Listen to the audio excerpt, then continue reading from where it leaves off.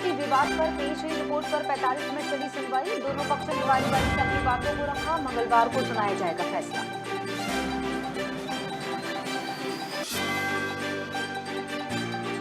भोपाल के हनुमानगंज इलाके में बुआ ने 10 साल की भतीजे पर चाकू से किया वार। खुद की नस्बी काटी। मां की मौत पर भाई की दुखी होने से थी नाराज। कांकेर में बीजेपी किसान मोर्चा का 1 दिवसीय धरना। किसानों को दिए जा रहे वर्मी कंपोस्ट खाद के विरोध में प्रदर्शन। रासायनिक खाद पर्याप्त मात्रा में उपलब्ध कराने की मांग। अव्यवस्था की भेंट चढ़ा वाटर एटीएम। चिलचिलाती धूप में राहगीरों की प्यास बुझाने के लिए लगाया गया था एटीएम। लाखों रुपए की लागत से बना एटीएम।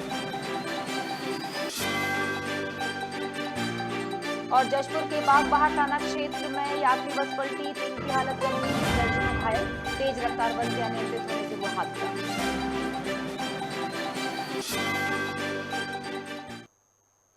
नमस्कार, आप देख रहे हैं खबर भारत। मैं हूं क्रांति प्रिया। बढ़ते हैं खबरों की तरफ। पहली खबर ज्ञानवापी विवाद से, जहां सोमवार को सर्वे रिपोर्ट पेश की गई। दोनों पक्षों ने बारी बारी से अपनी बातों को रखा। जिला जज डॉक्टर अजय कृष्ण विश्वेश की कोर्ट में करीब 45 मिनट तक सुनवाई चली थी। फैसला मंगलवार को सुनाया जाएगा। इस दौरान दोनों पक्षों के 19 वकीलों और 4 याचिकाकर्ता कोर्ट रूम में मौजूद रहे। ज्ञानवापी से जुड़ी सर्वे रिपोर्ट शनिवार को ही अदालत को सौंप दी गई थी, मगर सुप्रीम कोर्ट ने पहले फैसला सुनाने से रोक लगा दी थी। हालांकि बाद में इजाजत भी दे दी थी। इसके साथ ही मामले को सेशन कोर्ट से जिला अदालत में ट्रांसफर करने का आदेश भी दिया गया था। कोर्ट कमिश्नर रहे अजय मिश्रा को कोर्ट रूम जाने से रोक दिया गया। बताया तो जा रहा है कि लिस्ट में नाम नहीं होने की वजह से उन्हें अंदर नहीं जाने दिया गया। जिला अदालत में सुनवाई को लेकर तगड़ी सुरक्षा व्यवस्था की गई। बाहर बड़ी संख्या में जवान तैनात रहे। सुनवाई के दौरान भीड़ न लगे, इसका भी ध्यान रखा गया।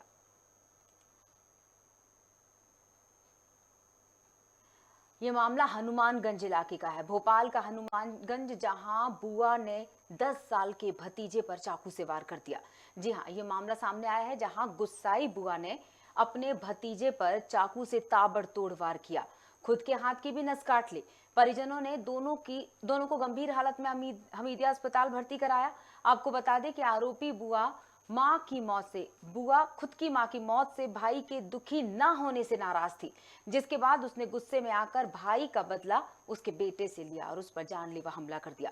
पुलिस ने आरोपी बुआ के खिलाफ हत्या की कोशिश करने का मामला दर्ज कर लिया है। वहीं एडिशनल डीसीपी राम स्नेही मिश्रा ने बताया कि साइकोलॉजिस्ट ने इलाज के दौरान आरोपी बुआ को दवा का हाई डोज दे दिया। होश न आने के कारण उसकी गिरफ्तारी नहीं हो सकी। भोपाल की एक खबर हम आपको बता रहे हैं, जहां एक बुआ ही अपने भतीजे की दुश्मन बन गई। दरअसल भाई से नाराज थी, लेकिन भाई की नाराजगी उसने अपने भतीजे पर निकाली। बुआ यानी दोनों भाई बहन की अगर बात की जाए तो भाई बहन की मां की मृत्यु हो जाती है, और मां की मृत्यु से भाई दुखी नहीं था। ये कारण था कि बहन ने यानी उस भतीजे की बुआ ने अपने ही भतीजे को चाकू से मारा।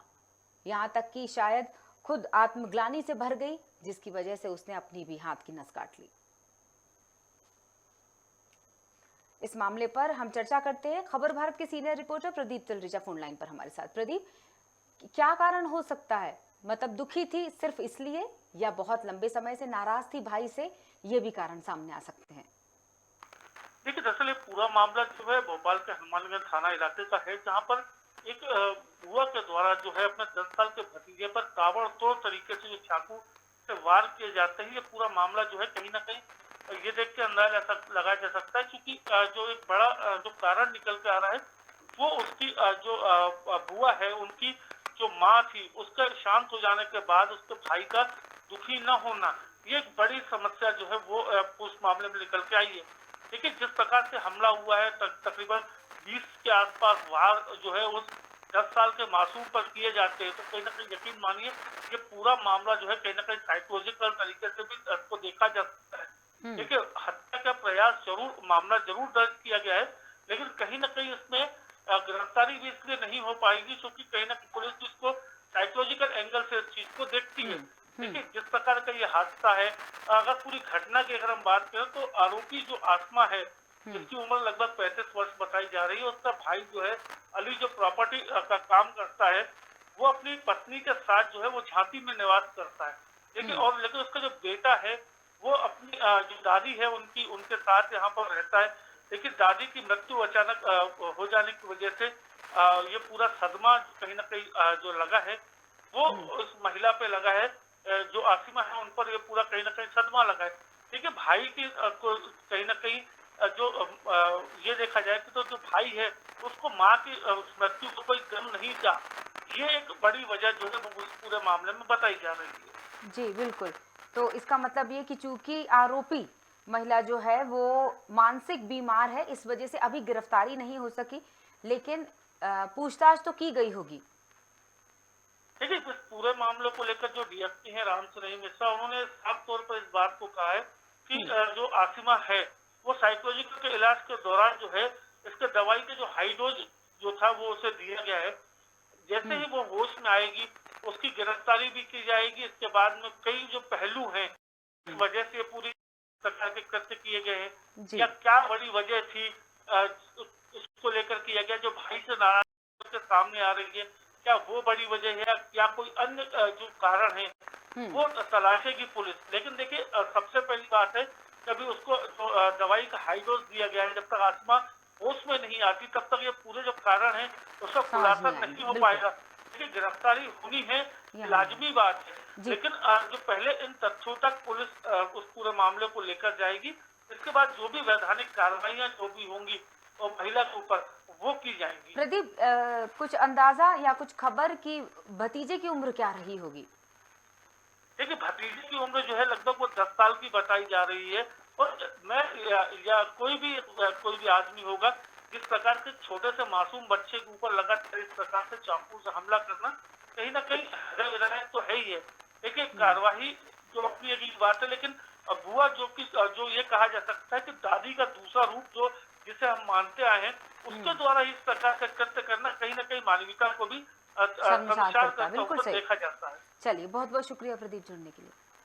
छत्तीसगढ़ का कांकेर, जहां किसानों को दिए जा रहे वर्मी कंपोस्ट खाद के विरोध में बीजेपी किसान मोर्चा के कार्यकर्ताओं ने एक दिवसीय धरना प्रदर्शन किया। वहीं उन्होंने किसानों को रासायनिक खाद पर्याप्त मात्रा में उपलब्ध कराने की मांग भी की है। इस दौरान भाजपा के कई पदाधिकारी और कार्यकर्ता मौजूद रहे।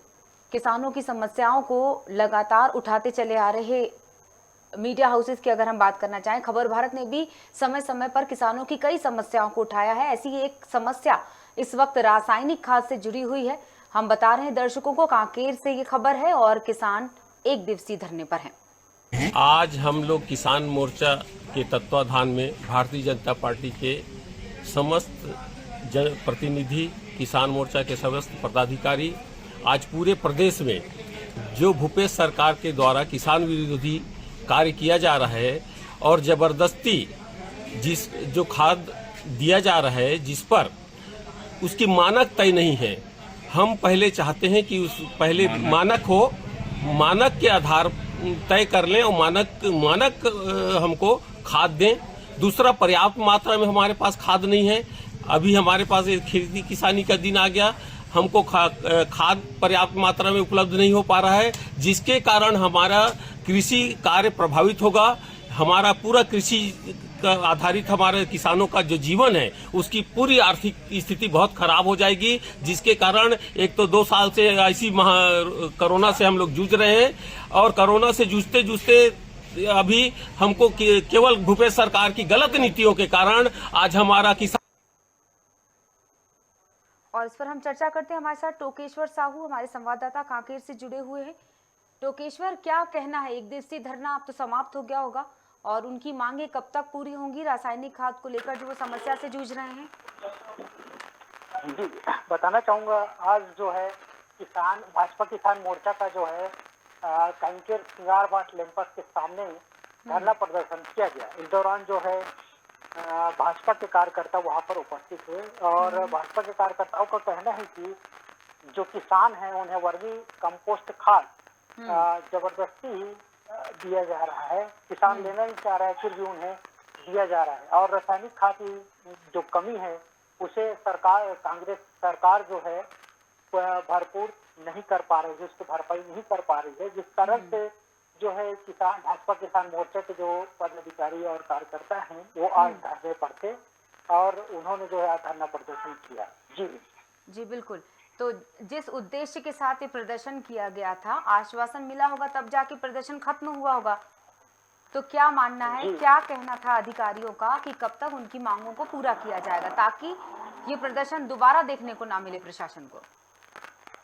जी जी भाजपा के कार्यकर्ताओं को कहना है कि उन्होंने जो है ये सांकेतिक धरना प्रदर्शन किया है। इसके बाद भी अगर लैंपसों में खाद की आपूर्ति होती है और किसानों को किसी प्रकार की समस्या का सामना करना पड़ता है तो इससे भी अधिक उग्र आंदोलन जो है जिला स्तर पर किया जाएगा। अभी जो है सभी लैंपसों में ब्लॉक स्तर पर जो है कार्यकर्ता धरना प्रदर्शन किए हैं, परंतु जब इस धरने के बाद भी अगर सरकार या फिर शासन प्रशासन अधिकारी जो है किसानों को खाद की आपूर्ति रहता है उनको पूर्ति नहीं कर पाती है या बीज की या फिर और किसी प्रकार की समस्या किसानों को होती है तो जिला स्तर पर जो है मुख्यालय में सारे भाजपा के जो कार्यकर्ता हैं वो एक साथ में जो है उग्र आंदोलन करेंगे। बिल्कुल। तो किशोर आप बने रहिएगा, एक और महत्वपूर्ण खबर है जिस पर आपसे चर्चा करना चाहेंगे, लेकिन पहले दर्शकों के साथ उस खबर को साझा करते हैं। कांकेर के गड़िया पहाड़ के जंगल में आग लग गई जिसमें पेड़ पौधे जलकर खाक हो गए। सूचना मिलते ही दमकल विभाग के कर्मचारियों ने आग बुझाने का प्रयास किया और आग पर काबू पा भी लिया गया। वहीं आग का कारण असामाजिक तत्वों को बताया जा रहा है। और हमारे साथ टोकेश्वर जुड़े हुए हैं। टोकेश्वर, ये जंगल में आग की घटना जो है वो क्या कारण रहे होंगे, क्योंकि तेज गर्मी इसका एकमात्र कारण या फिर असामाजिक तत्वों वाली जो बात कही गई है उसके पीछे कोई साक्ष्य मिले हैं? जी बताना चाहूंगी, ये जो जिस स्थान पर टैंकर से लगा हुआ है गड़िया पहाड़ जो है और गड़िया पहाड़ में जो है एक रास्ता बनाया हुआ है ऊपर चढ़ने के लिए और उस रास्ते में जो है कुछ दूरी पर ही जो है आग गड़िया पहाड़ में लगा हुआ है और उसमें जो है अक्सर देखा जाता है कि जो असामाजिक हैं जो शहर के सामाजिक तत्व हैं और वो वहाँ पर जो है उस रास्ते से गुजरते हैं। शाम होते ही सुबह होते ही जो है वहाँ पर उनका जमावड़ा रहता है। तो ऐसा अंदेशा लगाया जा रहा है कि इन्हीं जो असामाजिक तत्व हैं इन्हीं के कारण जो है जंगल में आग लगी है और जैसे कि बीड़ी सिगरेट पीना अन्य ऐसे कारण है जिनके कारण वहाँ पर जो है लोग असामाजिक तत्व लोग जो है वहाँ पर रहे होंगे और जो माचिस जलाए होंगे उसी से जो है अभी गर्मी का समय है और गर्मी के समय में जो पत्ते पेड़ों से जो पत्ते झड़े हो रहते हैं वो पूरी तरह से सूखे रहते हैं। हल्का सा भी आग का तीली लग जाता है तो आग जो है फैलते हुए नजर आती है। तो कारण यही अंदेशा लगाया जा रहा है फिलहाल। जी बिल्कुल। तो सुरक्षा के दृष्टिकोण से प्रशासन ने कुछ सख्ती दिखाई होगी ताकि इस घटना की पुनरावृत्ति ना हो? जी बताना चाहूंगा, जैसे ही आग लगी वैसे ही दमकल जो है टैंकर की दमकल जो वहाँ उपस्थित हो गई और आग को बुझाने के लिए उन्होंने काफी मशक्कत किया और आग को जो है उन्होंने काबू पाया है और इस प्रकार से जो है भविष्य पूर्व में जो है और वर्तमान में जो है आगे भी ऐसे इस प्रकार की घटना ना हो इसलिए जो है वन विभाग की टीम ने जो गड़िया पहाड़ के सामने जो है एक नाका बनाकर रखा हुआ है और उस नाके में जो है एक कर्मी को तैनात किया गया है ताकि वहाँ पर जो आने जाने वाले लोग हैं उन पर नजर रखी जाए। जी चलिए, बहुत बहुत शुक्रिया टोकेश्वर।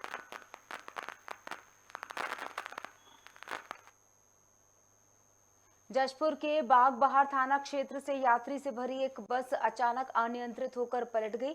आपको बता दें कि बस डूमर बहार से सराई टोला के कर्रा घाट में तेज रफ्तार से आ रही थी जिसमें दर्जनों यात्री घायल हो गए और उसमें से 3 की हालत अभी भी गंभीर बताई जा रही है। मौके पर मौजूद पुलिस ने सभी घायलों को कांसाबेल अस्पताल में भर्ती कराया है।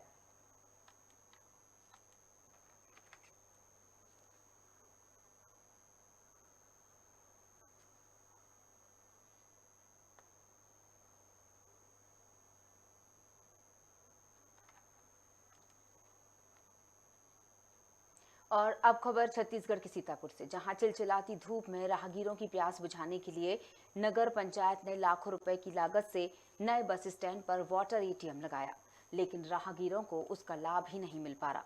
बता दें कि वहां अवैध कब्जाधारी अपनी दुकानों का सामान और गाड़ियां अव्यवस्थित रूप से खड़ी कर देते हैं। जब इस विषय पर हमारी टीम खबर भारत की टीम ने वहां के कुछ लोगों से बात की तो उन्होंने पाया कि यहाँ काफी अव्यवस्थाओं का माहौल है, गंदगी भी फैली हुई है। साथ ही वार्ड के पार्षद जो कि पार्षद पति हैं, उनका कहना है कि प्रशासन हमारी सुनता ही नहीं है। हम इस समस्या को जल्द से जल्द सुलझाने का प्रयास करेंगे। सीता सरगुजा की हम आपको एक खबर बता रहे हैं, जहां वाटर एटीएम तस्वीरों में दिखाई दे रहा है, लेकिन ये वाटर एटीएम अव्यवस्थाओं की भेंट चढ़ गया। जी हाँ, वाहनों की वजह से राहगीर लगातार परेशान होते रहते हैं क्योंकि वो अपने गंतव्य तक यानी इस वाटर एटीएम तक पहुंच ही नहीं पाते। जिस उद्देश्य के साथ इस एटीएम को लगाया गया था, उस उद्देश्य की पूर्ति नहीं हो पा रही। पूरा गंदगी है। हम लोग बोल रहे हैं बार बार कि सफ़ा करवाओ, लेकिन सफाई भी नहीं हो रहा है। ना ये पानी कभी बंद रहता है, कभी चालू रहता है। ना नगर पालिका को कई बार दिए, वो लोग ध्यान ही नहीं दे रहे हैं। नगर पालिका सीतापुर साफ सफाई नहीं हो पा रही, कुछ नहीं हो पा रहा है। बगल में बस स्टैंड भी बोर्ड लगा है, वाटर एटीएम यहाँ पे है करके। कुछ नहीं है, कुछ नहीं है, बोर्ड नहीं लगा, कुछ नहीं है। असुविधा हो रहा है, यहाँ किसी को सुविधा नहीं मिल रहा है। यहाँ तो प्रतीक्षालय में कोई बैठने भी नहीं आता, कोई बैठने नहीं आ रहा है। अच्छा, तो आप लोगों को स्टैंड वगैरह नहीं दिए हैं क्या? कुछ नहीं दिए हैं, कुछ नहीं। कारण है कि यहीं पे गाड़ी खड़ा कर रहे हैं? हाँ, गाड़ी खड़ा करते हैं यहीं पर लाके। कहाँ चाहते हैं स्टैंड मिले आप लोग? हाँ, मिले। वाटर एटीएम के सामने जो वाहन खड़ी रहती है उसको वहाँ से कहीं अलग हटा दें तो वहाँ पे व्यवस्था सुधर जाएगी। तो इसके लिए कई प्रयास नहीं किया आप लोग? हम लोग पहले भी एक दो बार नगर पंचायत में बात किए थे कि वाहन वाले को हटाएं वहाँ से, और जो सामने जो दुकानदार है वहाँ पे अपना सामान रख देते हैं, छाड़ वाड़ रख देते हैं, उसको भी हटाएं ताकि साफ़ सुथरा रहे। मैं उनको बोला था कि उनको नोटिस वोटिस कटवा के उनको हटवाया जाए। मेरे ख्याल से तो वो वहाँ पे उस जगह को क्लियर करा देना चाहिए ताकि अच्छा रहे वहाँ पे। और जिस तरह से हम खबरें सुन रहे थे, राजू पनीकर ये जो पार्षद पति, अब इस पर हम चर्चा करते हैं। सबसे पहले खबर पर वशिष्ठ दास महंत हमारे संवाददाता खबर भारत सरगुजा से हमारे साथ जुड़े हुए हैं। वशिष्ठ, राजू पनीकर जो पार्षद पति कहे जाते हैं, उनका ये कहना है कि उन्होंने कोशिश की और वो सिर्फ सलाह देते नजर आए, ऐसा कुछ कार्यान्वित करते हुए तो नजर नहीं आ रहे। तो क्या उनके पास कोई भी अधिकार नहीं है इस तरह के कि अपने क्षेत्र की समस्या को आगे तक बढ़ाया जा सके या समाधान निकाला जा सके?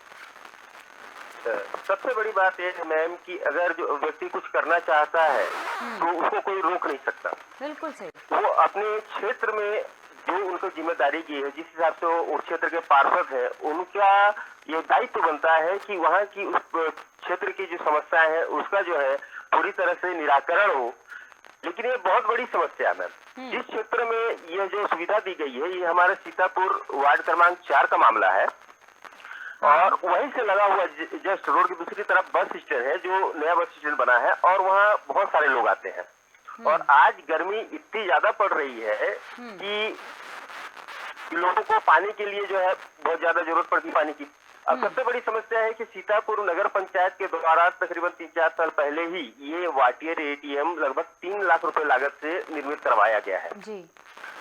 और अभी तक जहाँ तक हम देख रहे हैं कि वहाँ जो है कोई भी आदमी उस वाटर एटीएम का उपयोग नहीं कर पाता है। बहुत सारी चीजें ये है कि वो वाटर एटीएम तो अभी हाल फिलहाल में चालू करवा दिया गया, कुछ दिन बंद थी और वो लोगों की सुविधाएं के लिए बनाई गई है, परंतु वहाँ देखने वाली बात यह है कि वहाँ पे चारों तरफ गंदगी सीतापुर के तो बहुत ज्यादा है। गंदगी का जो मसला है, एक बार मैंने पहले भी एक मसला उठाया था जिसके ऊपर उनके द्वारा कार्रवाई की गई। लेकिन सबसे बड़ी बात है कि आप किसी भी मसले को या किसी भी समस्याओं को जब तक आप उनके पास लेके नहीं जाते हैं, उन समस्याओं का समाधान इनके द्वारा नहीं किया जाता।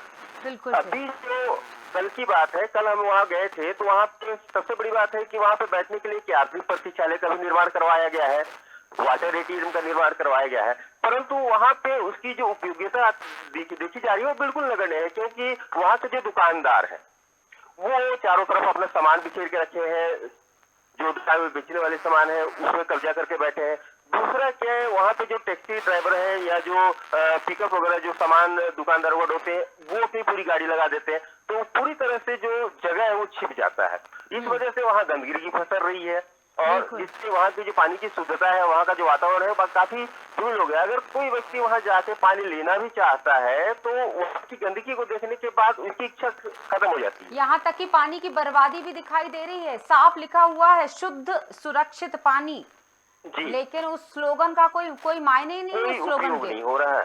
कोई उपयोग नहीं हो रहा है। हाँ। वहाँ पे देखने वाली बात है कि आप 3 लाख रुपए लेके प्रयोग करके आप एक वाटर एटीएम का इस्तेमाल करते हो, जिसका वहाँ का कोई भी व्यक्ति इस्तेमाल नहीं कर पा रहा है, वो सिर्फ दिखावे की वस्तु बन रखी है। तो ये सही चीज नहीं नजर आ रही है हमको वहाँ पे। बिल्कुल वशिष्ठ, एक बात और उठती है, एक सवाल और ऐसा उठता है, ये भूपेश बघेल सरकार की हम बात करना चाहें, बघेल सरकार की ये सही नीति थी कि वाटर एटीएम लगाए जाएं।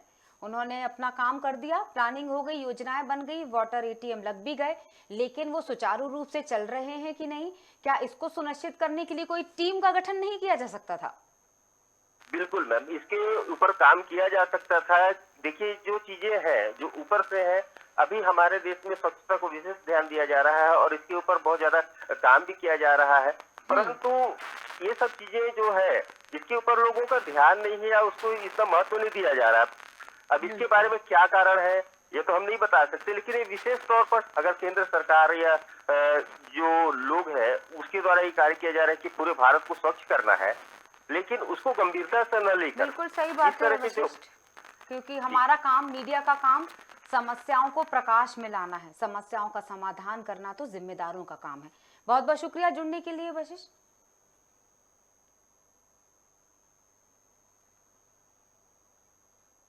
जबलपुर रांझी अस्पताल की लाचार व्यवस्था के चलते यहां के लोगों को उपचार में काफी समस्याओं का सामना करना पड़ता है, जिसको देखते हुए समाज सेवी सोनू दुबे ने स्वास्थ्य शिविर का आयोजन किया, जिसमें लोगों को निःशुल्क स्वास्थ्य का लाभ देने का काम किया जा रहा है। इसमें लोगों के स्वास्थ्य को लेकर परीक्षण भी किया गया, साथ ही जिन लोगों ने कोविड-19 संक्रमण से बचाव को लेकर वैक्सीन नहीं लगवाई उनके लिए वैक्सीनेशन की सुविधा दी गई। जन सुविधा केंद्र में ये सुविधा उपलब्ध है। वहीं इस स्वास्थ्य शिविर में वरिष्ठ समाज सेवी आलोक मिश्रा, कांग्रेस के नगर अध्यक्ष जगत बहादुर अन्नू ने विशेष सहयोग भी दिया। अब रांझी अस्पताल की तो हम लोग फिलहाल देखते चले आ रहे हैं, 4-5 सालों से स्थिति है कि रांझी अस्पताल को मुझे लगता है कि किसी डिस्पेंसरी लायक भी नहीं है। अब मान लो किसी अस्पताल में कोई पेशेंट जा रहा, हाल में आपने जो घटनाएं देखी अभी 10-15 दिन पहले घटना हुई थी, वो व्यक्ति जिस ट्रीटमेंट के लिए रांझी अस्पताल गया उसको 1 घंटा इलाज तो दूर की बात है, उसको कहाँ क्या ट्रीटमेंट कराना है, जाँच कराना है, क्या उसकी तकलीफ है, क्या प्रॉब्लम है, उसको कोई देखने वाला नहीं। उस कंडीशन में उस व्यक्ति की मौत हो गई। अगर व्यवस्थाएं अगर ठीक रखता तो लोगों के अंदर इतनी परेशानी का भी रखता। अब इसी व्यवस्थाओं को देखते हुए हम लोग तो खैर रांझी क्षेत्र में 4-5 सालों से जो व्यवस्था स्वास्थ्य की बनती है कि आज पहली बार ही नहीं, 4 साल 5 साल से हम लोग साल में 8-10 कैंप लगा के सभी स्वास्थ्य के विषय में सभी प्रकार के जो भी रोग हैं, बच्चों का, महिलाओं का, हड्डी के डॉक्टर या जो भी हैं, आंखों के ऑपरेशन वगैरह, उसका लगातार हम लोग कराने का प्रयास करते रहते हैं। चिकित्सा शिक्षा के मामले में और अधोसंरचना के मामले में रांझी बहुत ही उपेक्षित है। जैसे हमारा शहर पूरे मध्य प्रदेश में उपेक्षित है, इसी तरीके से रांझी क्षेत्र जो है वो पूरे हमारे जबलपुर शहर में उपेक्षित है। कैंट विधानसभा क्षेत्र ही बहुत उपेक्षित है पूरे हमारे जबलपुर शहर में। यहाँ पर जो अस्पताल है वो एक डिस्पेंसरी से भी बदतर स्थितियाँ हैं। वहाँ पर जो व्यक्ति आसानी से बचा जा सकता है वो वहाँ पर उसकी मृत्यु हो जाती है। अभी रिसेंट में ही एक राजू करके व्यक्ति, उसकी वहाँ पर मौत हुई। इसके अलावा भी लोग किसी प्रकार से राहत नहीं मिलती और उनको शहर जाने के लिए कम से कम 1 से 1 घंटा चाहिए है तो उनका इलाज शुरू हो पाएगा। तब तक अगर किसी को कार्डिक प्रॉब्लम आता है या कोई ऐसा इमरजेंसी का कोई भी प्रॉब्लम आता है तो वो अपने आप को नहीं बचा पाता है। ये बहुत दुर्भाग्यपूर्ण विषय है। और चलिए फिलहाल बुलेटिन में इतना ही। बने रहिए खबर भारत के साथ। नमस्कार।